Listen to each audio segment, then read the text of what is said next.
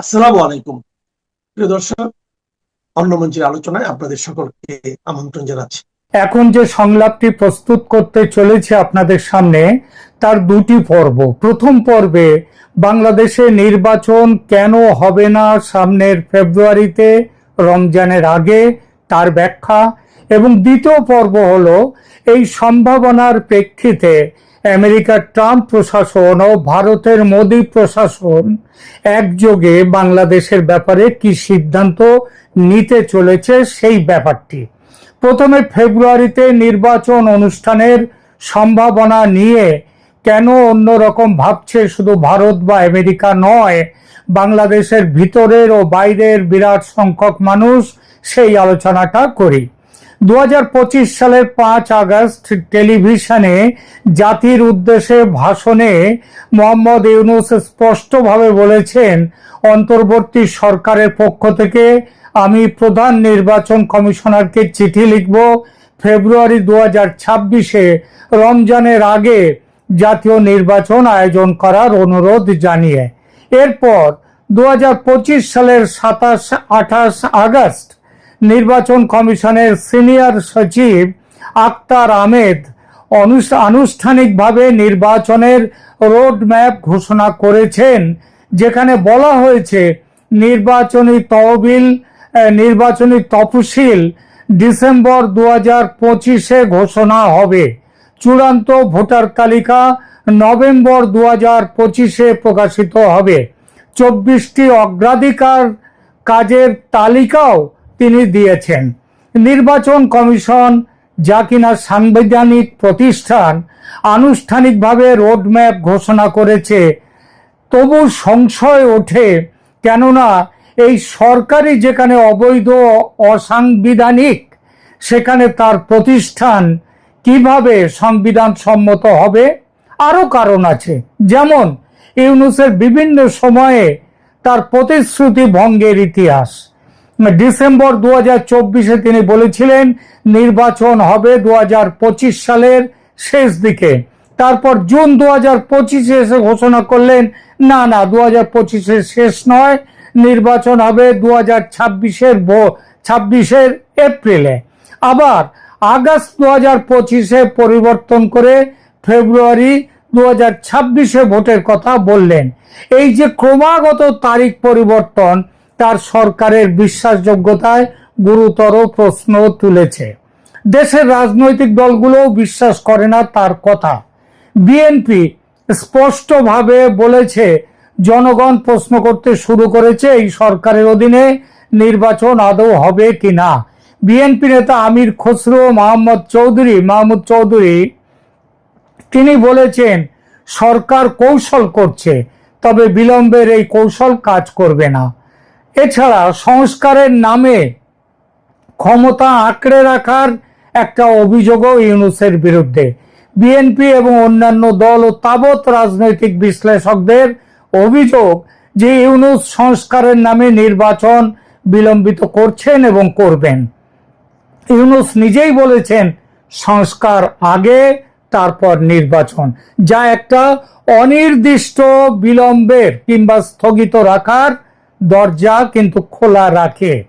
4 নম্বর, রাজনৈতিক বিশ্লেষকরা বলছেন যে ইউনূসের সরকার সিদ্ধান্তহীন, জনবিচ্ছিন্ন এবং ক্রমবর্ধমানভাবে জনগণের স্পন্দন শুনতে পাচ্ছে না। তার মুক্ত ও সুষ্ঠু নির্বাচনের প্রতিশ্রুতি সত্ত্বেও নাগরিকরা এখন তার সরকারকে সিদ্ধান্তহীন এবং বিচ্ছিন্ন হিসেবে দেখছে। 5, জুলাই চার্টার কেলেঙ্কারি। অক্টোবর 2025-এ ঘোষিত জুলাই চার্টার নিয়ে বা জুলাই সনদ নিয়ে গুরুতর সমালোচনা এসেছে যে এটি জাতির সম্মতি ছাড়া একটি চুক্তি, যেখানে বাংলাদেশের 60% বেশি জনগণের যারা প্রতিনিধিত্ব করে সেই আওয়ামী লীগ এবং তারা বাদ পড়েছে। এটি ইউনূসের গণতান্ত্রিক সংস্কার নিয়ে গুরুতর প্রশ্ন তুলছে। সুতরাং নির্বাচন অনুষ্ঠান নিয়ে মানুষের সংশয় ও সন্দেহ অমূলক নয়। তবে অন্য সম্ভাবনা, অর্থাৎ নির্বাচন হতেও পারে, তার একটা ক্ষীণ সম্ভাবনা একেবারে যে রাখেননি এই সরকার তা নয়। এর কারণ নির্বাচন কমিশন আনুষ্ঠানিক রোডম্যাপ দিয়েছে। তাছাড়া আন্তর্জাতিক চাপ বাড়ছে নির্বাচনের জন্য। সেনাবাহিনীর প্রধান 12 থেকে 18 মাসের মধ্যে গণতন্ত্র পুনরুদ্ধারের কথা বলেছেন। তারপর রাজনৈতিক অস্থিরতা এত বেড়েছে যে অনির্দিষ্টকাল ক্ষমতায় থাকা ইউনূসের পক্ষে অসম্ভব। সুতরাং ফেব্রুয়ারি 2026-এর নির্বাচন সম্ভাবনা আছে, কিন্তু নির্বাচনের নিশ্চয়তা নেই। ইউনূসের কথা গুরুত্ব সহকারে নেয়ার যোগ্য, কারণ তিনি প্রধান উপদেষ্টা, নোবেল জয়ী, কিন্তু তিনি আদৌ বিশ্বাসযোগ্য নন। আগামী ডিসেম্বরে যদি প্রকৃতপক্ষে নির্বাচনী তফসিল ঘোষণা হয়, তবে অন্তত বোঝা যাবে এবার সত্যিই নির্বাচন হবে কিনা। কিন্তু ডিসেম্বর অবধি বসে থাকে একটা কথা, তারপরে আরো প্রশ্ন আসে, আর প্রশ্ন আছে এই নির্বাচন নিয়ে। ধরুন নির্বাচনের ঘোষণা হলো, কিন্তু সেই নির্বাচনে গণতন্ত্র কি প্রতিষ্ঠিত হবে? স্বচ্ছ ও মুক্ত নির্বাচন কি বর্তমান পরিস্থিতিতে আদৌ হওয়া সম্ভব? আওয়ামী লীগকে নির্বাচনে অংশগ্রহণের সুযোগ দেয়া হবে? জামাত, এনসিপি, ইসলামী দলগুলি এবং স্বয়ং মোহাম্মদ ইউনূস চান না যে আওয়ামী লীগের ওপর থেকে নিষেধাজ্ঞা প্রত্যাহার হোক এবং দলটি নির্বাচনে আসুক। এই দলগুলি প্রত্যক্ষভাবে বলছে সে কথা, ইউনূসও বলছেন। আর বিএনপি একই কথা বলছে, তবে ঘুরিয়ে। এক এক সময় এক এক রকম কথা তাদের। তবু যদি আন্তর্জাতিক চাপে আওয়ামী লীগের ওপর থেকে নিষেধাজ্ঞা তুলে নেওয়া হয়, তাহলেও কি এই সরকার স্বচ্ছ ও মুক্ত নির্বাচন করবে? এর স্পষ্ট উত্তর না। লেভেল প্লেইং ফিল্ড দেয়া হবে না আওয়ামী লীগকে। এজন্যই শেখ হাসিনা বলেছেন, মোহাম্মদ ইউনূস থাকতে সুষ্ঠু ভোট হতে পারে না এবং গদি ছাড়বে না ইউনূস।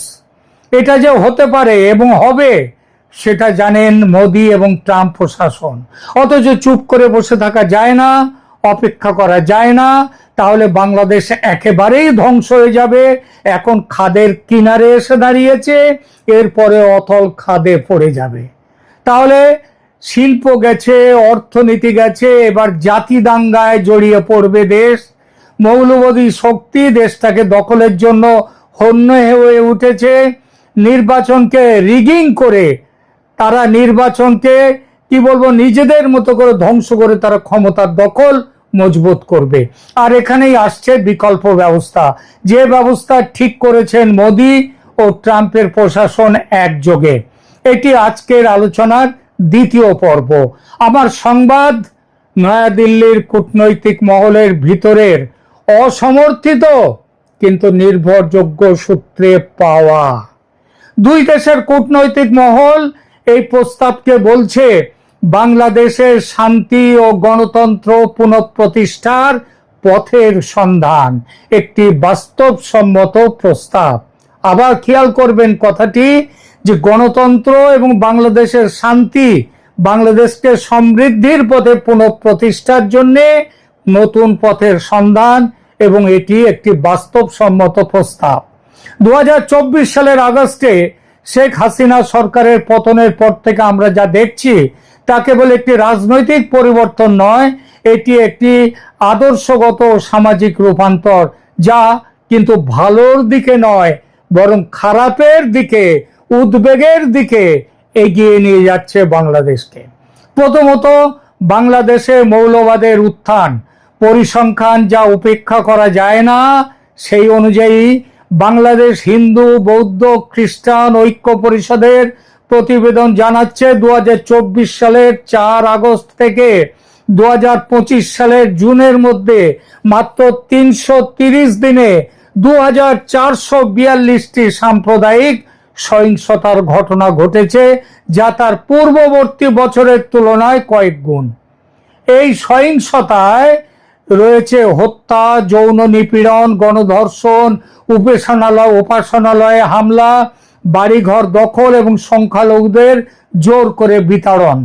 জাতিসংঘের মানবাধিকার কার্যালয়ের রিপোর্ট বলছে 2024 সালের জুলাই থেকে আগস্ট পর্যন্ত সহিংসতায় 1400 মানুষ নিহত হয়েছে। ওই এক মাসে 1.5 মাসে নিহত হয়েছে এই সংখ্যক মানুষ, যার মধ্যে 12% শিশু।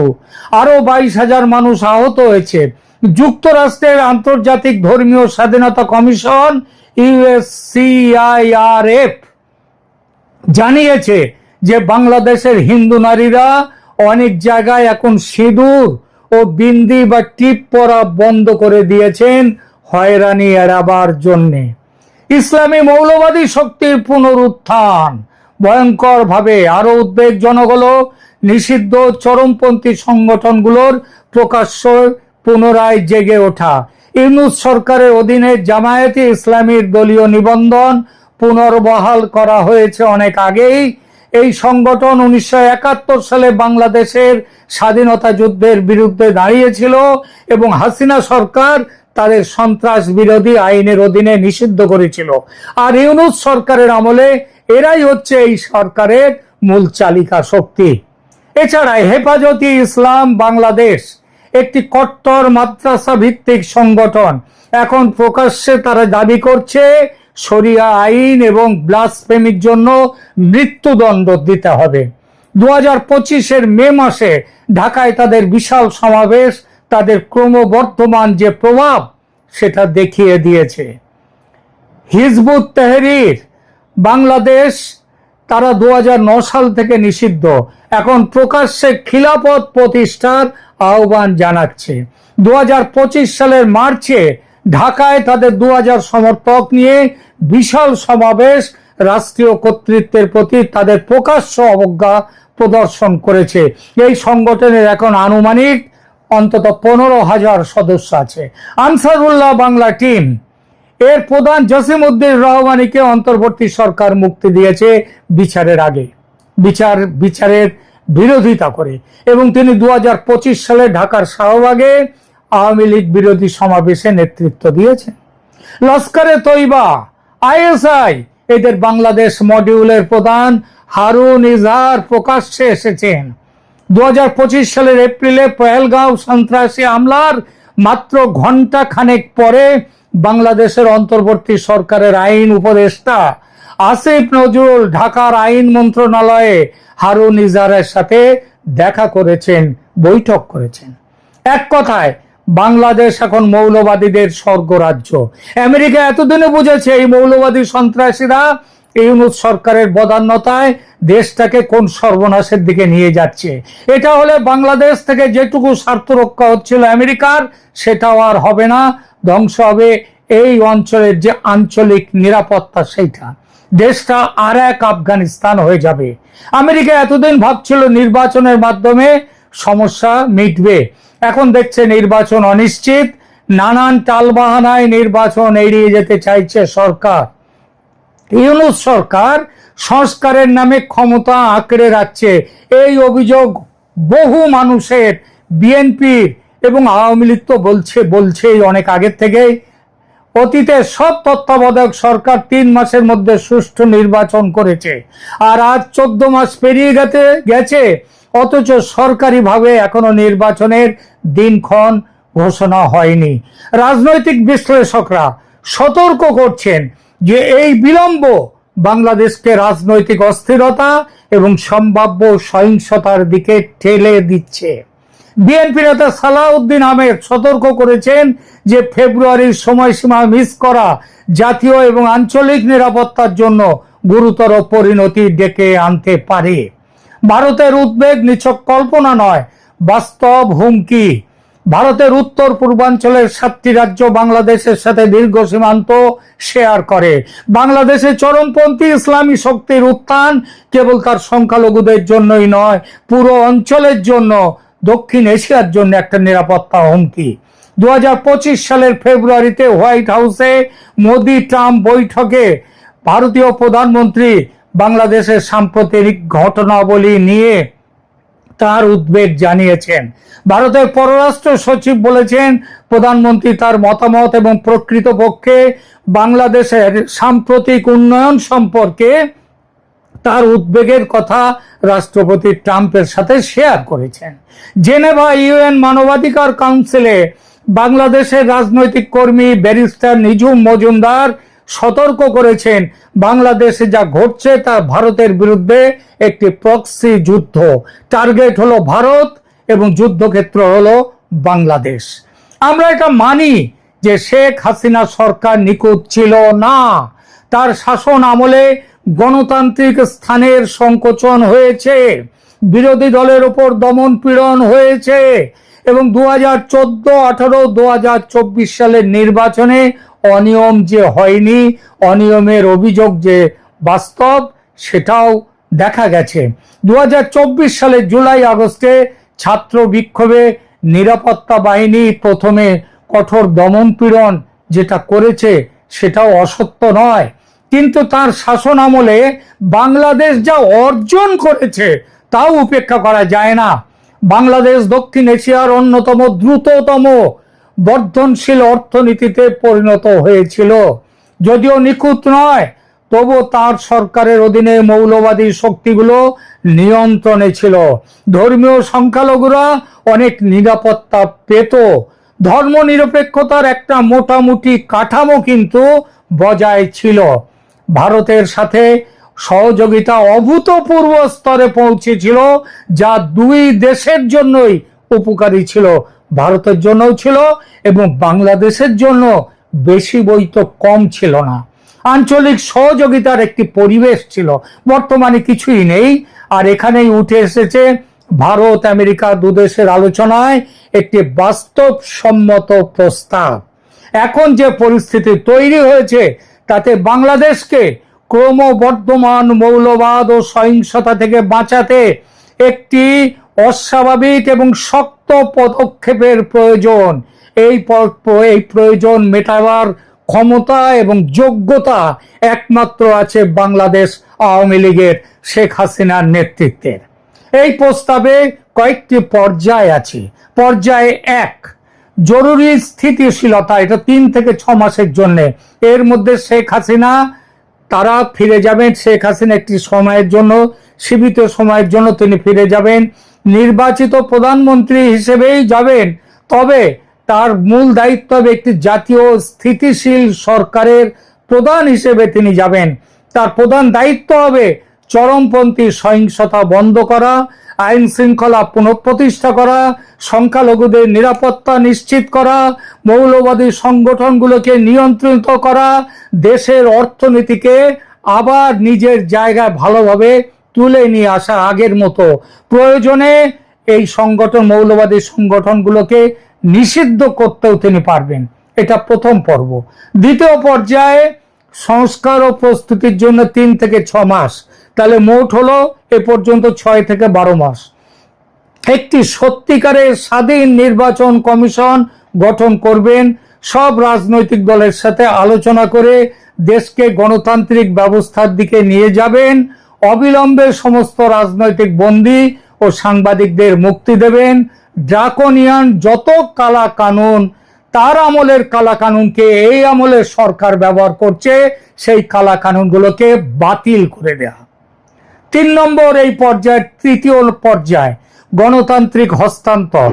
6 মাসের মধ্যে একটি মুক্ত, সুষ্ঠু, অন্তর্ভুক্তিমূলক নির্বাচনের ব্যবস্থা তিনি করবেন। সব দল তাতে সমানভাবে অংশ নেবে। কেন এই যে 3 পর্বের ব্যাপারটা, কেন এটা কাজ করতে পারে? মার্কিন প্রেসিডেন্ট ট্রাম্প স্পষ্টভাবে বলেছেন যে তিনি বাংলাদেশের বিষয়টি প্রধানমন্ত্রী মোদির ওপর ছেড়ে দিয়েছেন। এটি ভারতকে এই সংকটের সমাধানে নেতৃত্ব দেওয়ার সুযোগ দিয়েছে এবং ভারতের প্রধানমন্ত্রী মোদি ভারতের পক্ষ থেকে এই প্রস্তাব আমেরিকাকে দিয়েছেন এবং আমেরিকা প্রথমভাবে এই প্রস্তাব মেনে নিয়েছে। ট্রাম্প নিজে বলেছিলেন 2024 সালে যে তিনি বাংলাদেশের হিন্দু, খ্রিস্টান এবং অন্যান্য সংখ্যালঘুদের বিরুদ্ধে বর্বর সহিংসতার তীব্র নিন্দা করছেন। এই উদ্বেগ এখনো বৈধ এবং এমন একটি পদক্ষেপের জন্য আন্তর্জাতিক সমর্থন পাওয়া যেতে পারে যা এই সহিংসতা বন্ধ করতে পারে।